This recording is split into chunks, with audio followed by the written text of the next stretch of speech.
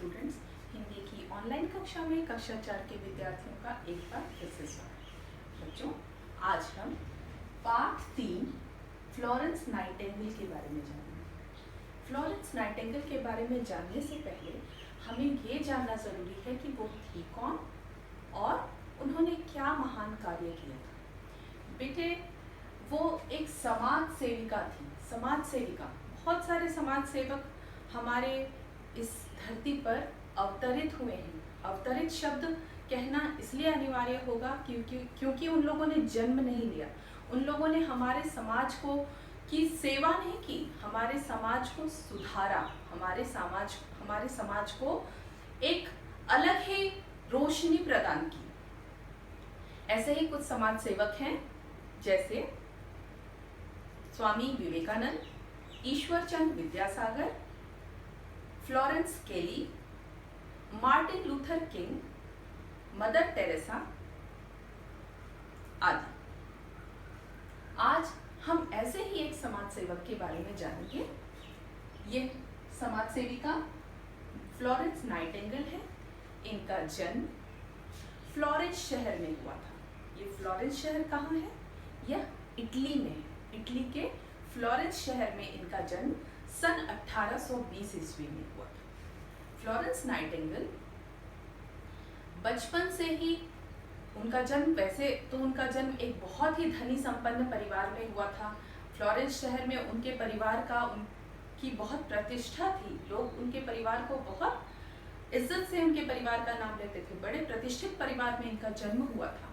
पर बचपन से ही गरीबों के प्रति, बीमारों के प्रति या दुखियों के प्रति इनके मन में बहुत दया भावना थी, सेवा की भावना थी। वो उनकी सेवा करना चाहती थी। जैसे जैसे वो बड़ी हुई, उनकी भावनाएं भी बड़ी होने लगी। जैसे वो बड़ी हुई, उनके मन में जो भावना थी वो और जागृत होने लगी। और वो जब बड़ी हुई तो उनके मन में नर्स बनने की इच्छा जागृत हुई। उन्होंने अपने माता पिता से कहा कि मुझे नर्स बनना है। पर फ्लोरेंस शहर में उनके परिवार की बहुत प्रतिष्ठा थी। उनके माता पिता ने कहा, नहीं, ये तो सही नहीं है, तुम नर्स क्यों बनोगी? क्योंकि उस जमाने में नर्स को बड़े हीन दृष्टि से देखा जाता था, उनके साथ बड़ा बुरा व्यवहार होता था। तो आप देख रहे हैं, अभी इतनी विकट परिस्थिति है हमारे पूरे विश्व भर में।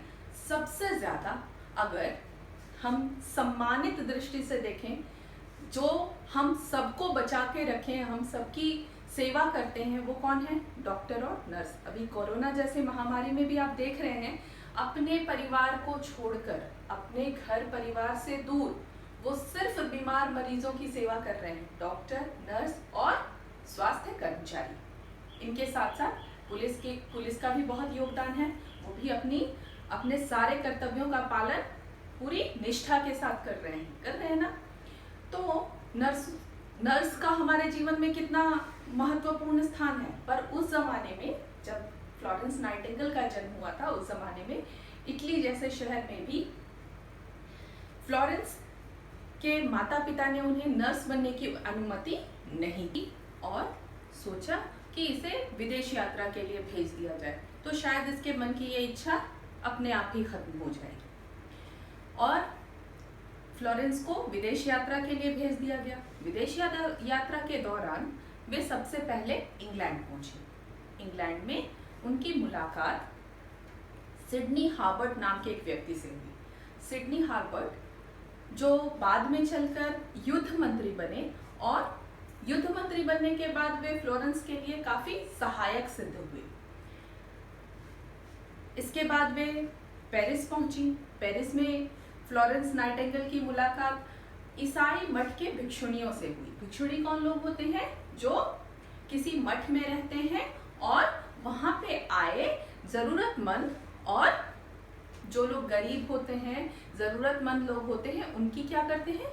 सेवा करते हैं। उनकी सेवा करते हैं, उनकी सहायता करते हैं, उनकी देखभाल करते हैं। वो भिक्षुणी मठ में ही रहते हैं। उनके संपर्क में आई पेरिस में जाकर वे, और पेरिस में उनकी सेवा भावना को, भिक्षुणियों की सेवा भावना को देखकर फ्लोरेंस के मन की जो इच्छा शक्ति थी कि वे इनकी जो इच्छा थी कि वे नर्स बनेगी वो और दृढ़ हो गई। अब तो उन्होंने अपना मन पक्का कर लिया कि मुझे तो नर्स ही बनना है। इसके बाद पेरिस के बाद वे यूरोप की यात्रा करते हुए जर्मनी पहुंची और जर्मनी के कैसर्सबर्ग, ठीक है, कैसर्सबर्ग नाम के स्थान पर उन्होंने एक प्रोटेस्टेंट फादर के द्वारा चलाए जा रहे नर्सिंग की एक ट्रेनिंग कराई जाती थी वहां पर, तो उन्होंने वहीं पर जर्मनी में कैसर्सबर्ग नामक स्थान पर नर्सिंग की ट्रेनिंग ली। 1850 तक उन्होंने अपनी नर्सिंग की ट्रेनिंग भी पूरी कर ली और समाज के लिए एक उदाहरण के रूप में प्रस्तुत हुई। 1853 अगस्त महीने 1853 में एक अस्पताल लंदन में खोला गया जो बीमार स्त्रियों के लिए खोला गया था। उस अस्पताल की फ्लोरेंस नाइटिंगेल को अध्यक्षा बनाया गया। उस जमाने में एक मान्यता थी, यह एक प्रचलित मान्यता थी कि बीमारों को एक कमरे में बंद करके रखा जाए, खिड़कियां दरवाजे बंद कर दिए जाए तो वो अंदर ठीक हो जाएंगे। पर फ्लोरेंस ने इस मान्यता को बिल्कुल बदल दिया। उन्होंने नकार दिया कि नहीं, बीमारों को तो खुली हवा में सांस लेना चाहिए, उन्हें तो खुशी आनंद का अनुभव कराना चाहिए ताकि वो जल्दी ठीक हो सके, ये नहीं कि उन्हें एक बंद कमरे में रख दिया जाए। इस मान्यता को बदल दिया और उस अस्पताल का वातावरण इतना अच्छा, इतना मित्रतापूर्ण बनाया कि उस अस्पताल के बीमार जल्दी जल्दी ठीक होने लगे और उस अस्पताल में मरीजों की संख्या बढ़ने लग गई। इसी बीच सन 1854 सितंबर 1854 में क्रीमिया का युद्ध छिड़ गया, जिसमें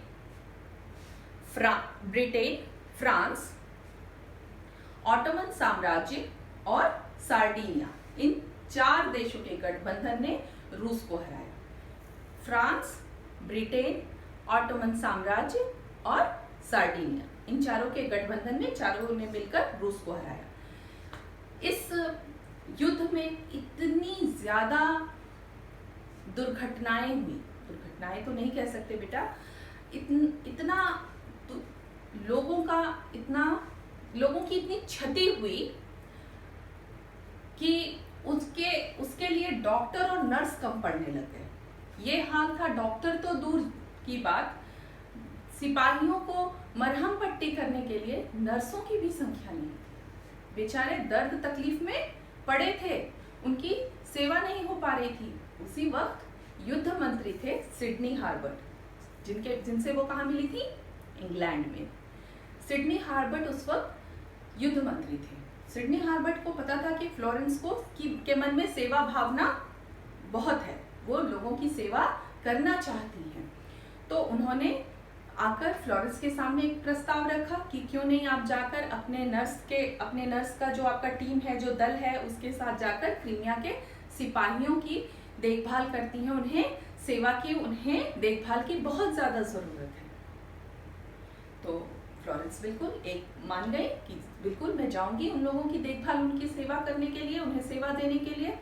फ्लोरेंस 38 नर्सों के अपने दल के साथ अक्टूबर 1854 में क्रीमिया पहुंच गई और क्रीमिया में जाकर उन्होंने बीमार सिपाहियों की देखभाल की। वो दिन रात उनकी सेवा में जुटी रहती और सिपाही जो घायल सिपाही थे वो जल्दी जल्दी ठीक होने लगे। वो दिन भर उनकी सेवा तो करती, रात में सोने से पहले अपना लैंप, क्योंकि रोशनी की वहाँ तकलीफ होगी, रोशनी की दिक्कत होगी, तो वो लैंप लेकर, और या लाइट बंद कर दिया जाता होगा ताकि सारे जो सिपाही हैं, जो मरीज हैं, वो आराम से आराम कर पाए।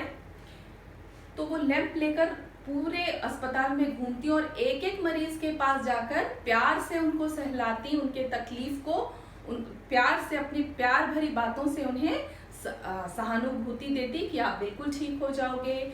आप उनसे प्यार भरी बातें करती और उनको क्या करती? सांत्वना देती। और उनकी सहानुभूति के पाकर मरीज जल्दी जल्दी ठीक होने लगे और वो लैंप लेकर पूरे अस्पताल के चक्कर लगाती, एक एक मरीज को देख कर आती कि कोई मरीज तकलीफ में तो नहीं है, कोई दर्द से तो नहीं कराह रहा, और हर एक मरीज को देख कर आती।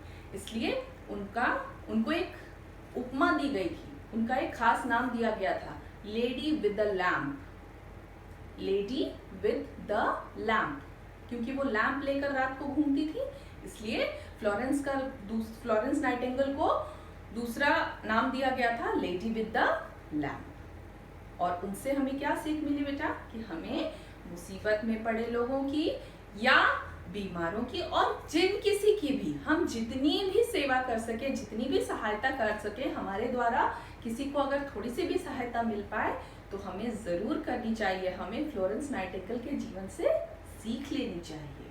अब आज के गृह कार्य की बारी। इस पाठ के शब्दार्थ पृष्ठ संख्या 24 से, आपकी किताब में पृष्ठ संख्या 24 में शब्दार्थ दिए गए हैं। शब्दार्थ पृष्ठ संख्या 24 से देखकर अपनी क्लास वर्क कॉपी में लिखेंगे। यही आज का गृह कार्य है बच्चों। आगे मैं शब्दार्थ को एक बार आपके लिए उच्चारण करूंगी, शब्द भी और उसके अर्थ भी। शब्दार्थ उच्चारण करती हूँ, आप देखकर लिखेंगे। प्रतिमूर्ति, प्रतिमा, देव मूर्ति। तड़प, बेचैनी। दुर्व्यवहार, बुरा बर्ताव, अनुचित व्यवहार। संवेदनशील, भावुक। घोर संकट, बड़ी मुसीबत। आश्वासन, भरोसा। शिविर, सैनिक पड़ाव, खेमा। दिलासा, धीरज, ढाढ़स। सदैव, हमेशा। दुर्दशा, बुरी हालत, बुरी दशा। अवलोकन, ध्यानपूर्वक देखना। दुर्गति, बुरा हाल। दृढ़ता, मजबूती। प्रयास, कोशिश। समीप, नजदीक, पास।